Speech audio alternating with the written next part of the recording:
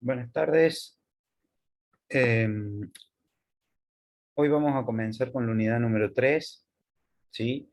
La unidad número 3 la hemos dividido, ¿sí? En dos partes.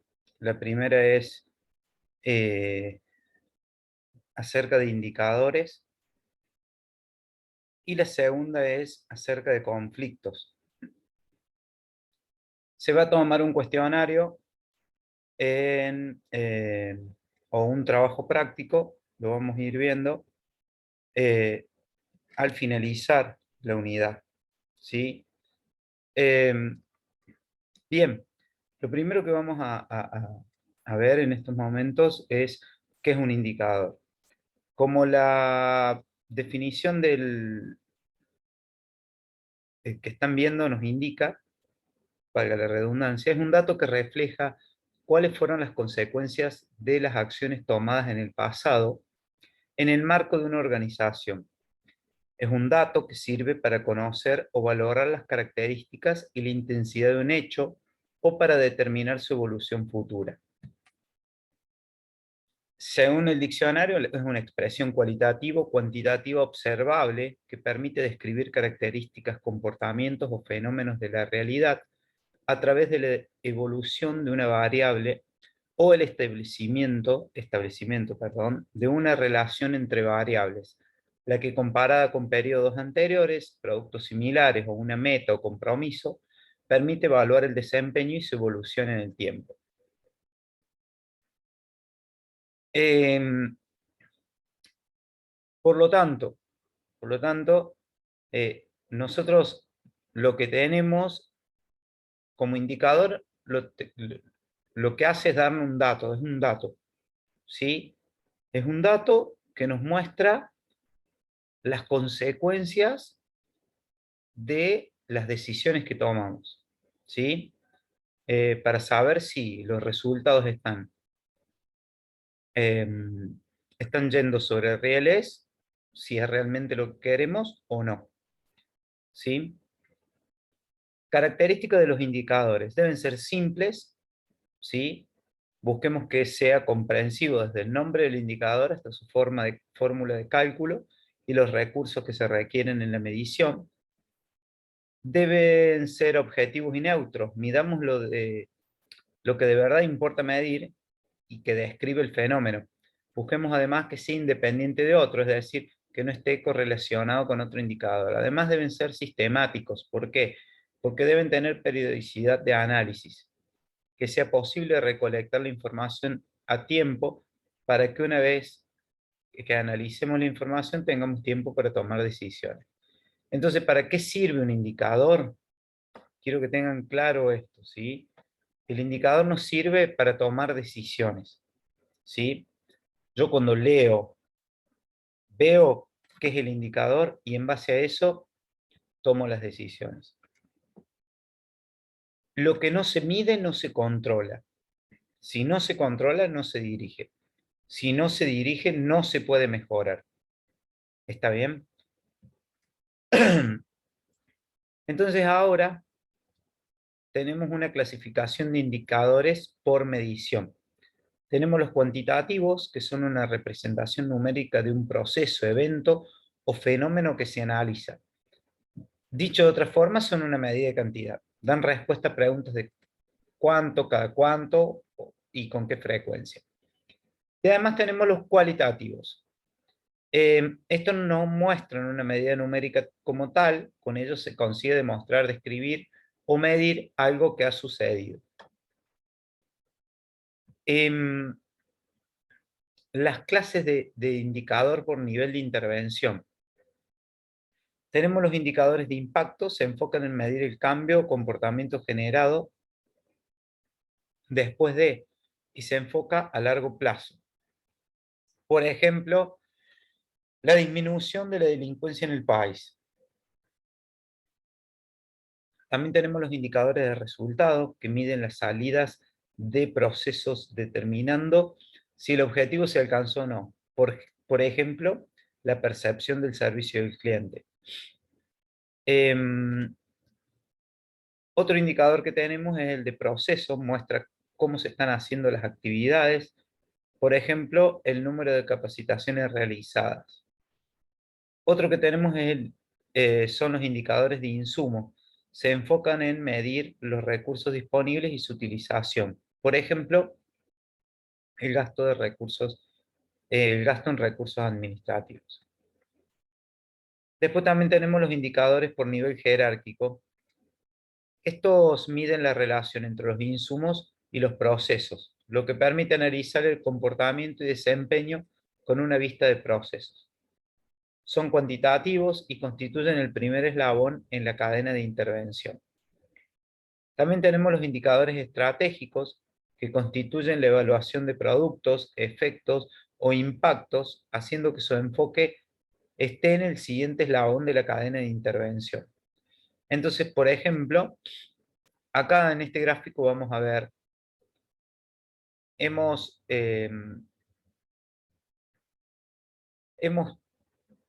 mm, graficado a la empresa como una, una pirámide, ¿sí? Entonces, en la base tenemos las empresas privadas tienen los objetivos de los procesos, seguido por los objetivos de la gerencia, objetivo de la empresa en un país, visión de la empresa en un país y visión de la empresa en el mundo. Y acá en este pilar tenemos separados los indicadores según el nivel de intervención, ¿sí? De impacto vendría a ser la visión de la empresa en el mundo, de resultados los del medio, y en la base van a estar los de objetivos de proceso. Mientras que en la empresa estatal, ¿sí? Tenemos el mismo pilar, ¿sí? Solo cambian un poco los objetivos. La base es objetivos de la oficina o dependencia, objetivos específicos de una entidad, objetivos generales de una entidad, visión institucional y cómo se ve esta en el país. Bien, ¿qué nos pasa cuando nos están midiendo? No nos gusta sentir que alguien nos está midiendo. Es importante enfatizar en que medimos para mejorar y no para irnos en contra de alguien. La medición conlleva castigos o sanciones, igual que la anterior. Se mide para mejorar y no para castigar. No hay tiempo para medir, tiene que haber tiempo. Si no medimos, ¿cómo vamos a saber hacia dónde vamos? Medir es complicado, es difícil, puede ser tan fácil o tan difícil como nosotros querramos. Por supuesto, vamos a tratar de que sea fácil. Tendríamos un indicador cuya fórmula sea x elevado al cuadrado por pi medios y no sería recomendable un indicador con una fórmula tan complicada, ¿sí? Entonces, acá vamos a ver los pasos para construir un indicador. El paso 1 nos dice qué estamos haciendo, ¿sí? Tenemos la entrada, el proceso y la salida, ¿sí? Entradas tenemos personal, capital, administración, insumos, y en la salida tenemos bienes y servicios.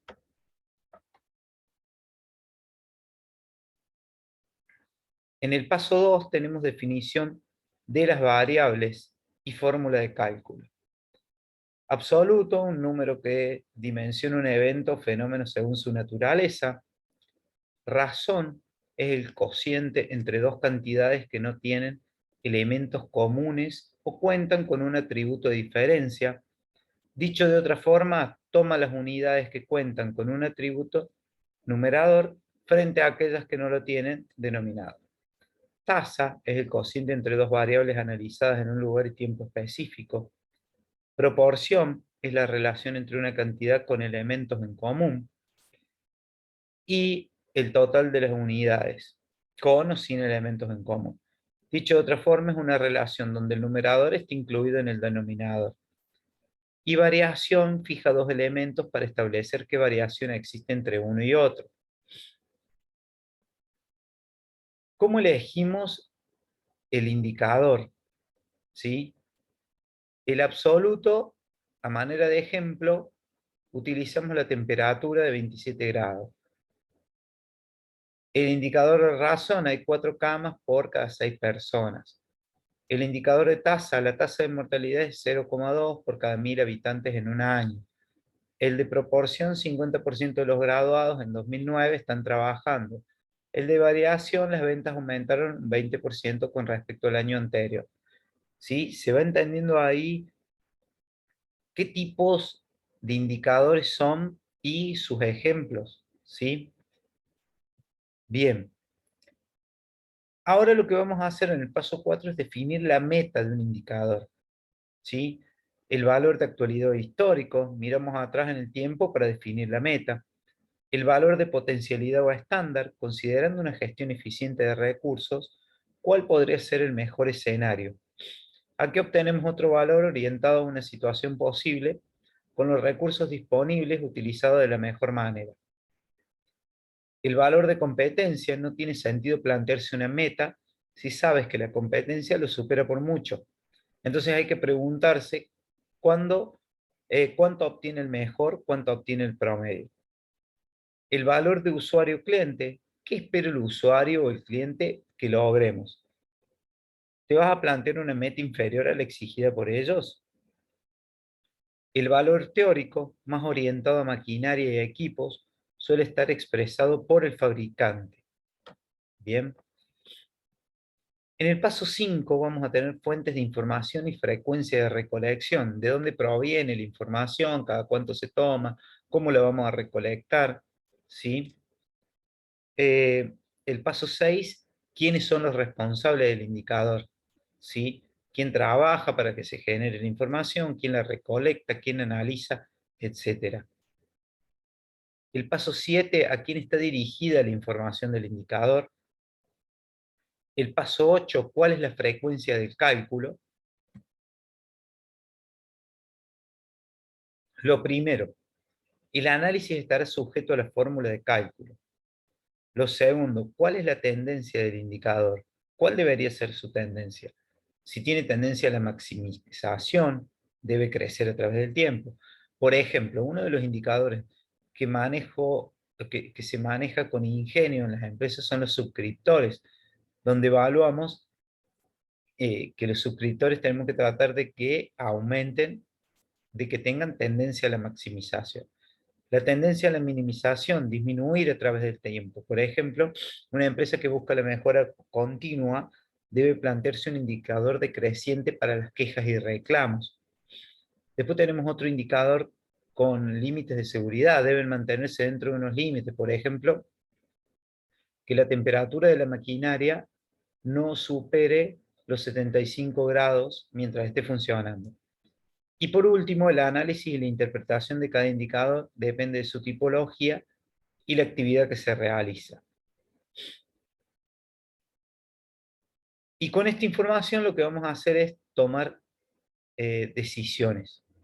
¿Sí? Un indicador es información y esa información debe aportar valor. ¿Qué se quiere hacer? ¿Por qué se va a hacer? ¿Quién o quiénes lo van a hacer? ¿Cómo lo van a hacer? ¿Cuándo lo van a hacer? ¿Dónde lo van a hacer? También además les dejo un video con una explicación acerca de indicadores. Está bien. El próximo tema que vamos a ver va a ser conflictos.